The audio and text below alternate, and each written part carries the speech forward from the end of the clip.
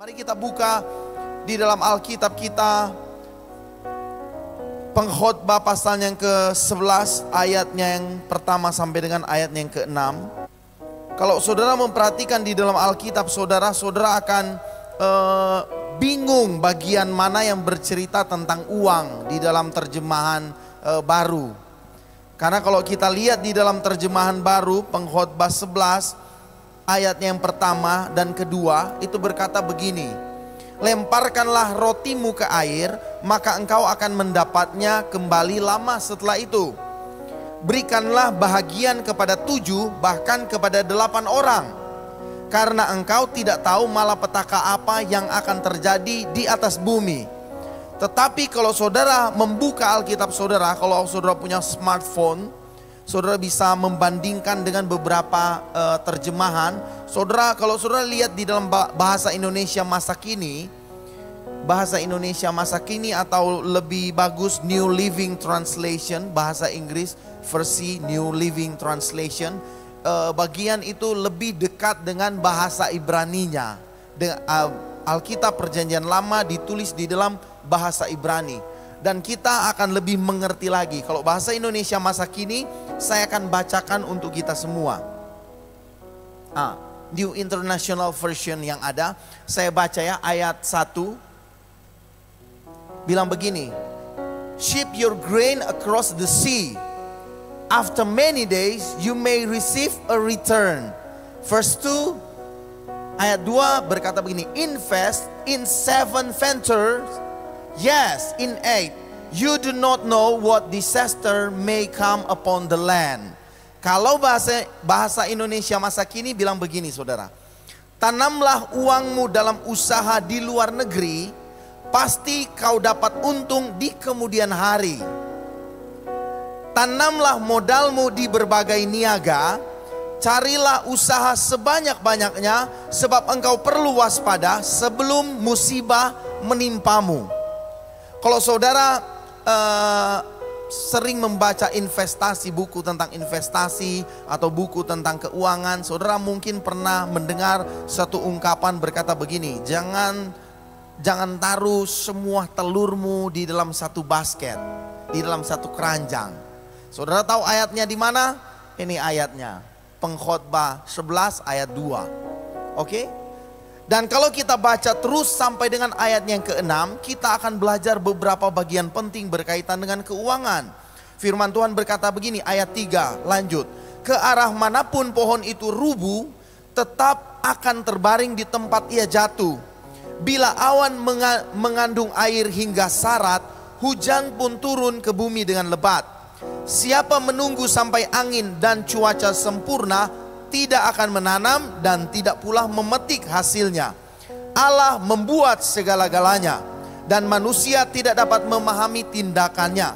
Begitu pula ia tak mengetahui tumbuhnya kehidupan baru di dalam kandungan seorang ibu. Taburlah benihmu waktu pagi dan janganlah berhenti di malam hari, sebab kita tidak tahu taburan mana yang baik tumbuhnya. Barangkali juga keduanya tumbuh dengan sempurna. Saudara, di bagian ini kita belajar 3 hal penting. Karena ini Alkitab bisa menerjemahkan, menerangkan dirinya sendiri. Dan kalau kita lihat firman Tuhan bagian ini, kita akan mengerti ada 3 kebenaran penting berkaitan dengan keuangan. Kebenaran penting yang pertama itu di ayat pertama. Ayat pertama itu sebenarnya kalau bahasa asli Ibraninya, dia berbicara tentang kemurahan hati. Dia berbicara tentang kebaikan hati. Lemparkan rotimu. Bahasa Ibrani asli lainnya juga lemparkan rotimu. Itu artinya bermurah hatilah kepada orang lain. Kalau orang Ibrani atau Yahudi, mereka berkata lemparkan rotimu. Itu berarti kamu harus menjadi murah hati kepada orang lain. Itu bagian pertama, kita perlu bermurah hati, menjadi orang yang bermurah hati. Dan yang kedua kita belajar adalah mulailah berinvestasi. Jangan habiskan semua uangmu, tetapi mulailah berinvestasi. Itu tanamlah modalmu di berbagai niaga. Jangan hanya satu, tetapi ada beberapa. Dan kemudian bagian yang ketiga, adalah tingkatkan pengetahuan Anda berkaitan dengan investasi yang Anda pilih. Tingkatkan diri Anda. Karena firman Tuhan di bagian ayat yang ke-6 bilang begini saudara. Taburlah benihmu di waktu pagi dan janganlah berhenti di malam hari. Artinya begini saudara, kalau saudara mau berinvestasi di suatu bagian, jangan hanya berdoa kepada Tuhan untuk Tuhan berkati investasimu, tetapi saudara perlu belajar tentang investasi yang Anda pilih untuk berinvestasi. Kalau saudara mau berinvestasi di warung, saudara perlu belajar tentang pengetahuan tentang warung, meningkatkan diri. Kalau saudara mau beternak ayam, saudara perlu meningkatkan kemampuan dirimu berkaitan dengan investasi ayam.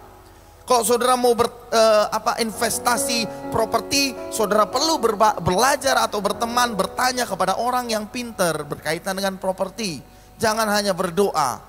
Tuhan mendengar doamu, tetapi Tuhan mau juga kita kuat, sanggup untuk menanggung, menerima berkat yang Tuhan akan berikan kepada kita. So malam ini bermurah hatilah, mulailah berinvestasi dan tingkatkan pengetahuanmu berkaitan dengan investasi yang kau pilih. Saya percaya Tuhan akan memberkati. Dan jangan lupa ada di bagian lain firman Tuhan bilang begini. Allah membuat segala-galanya. Kalau saudara diberkati, jangan lupa Tuhan. Oke? Karena dari Dialah sumber berkat kita.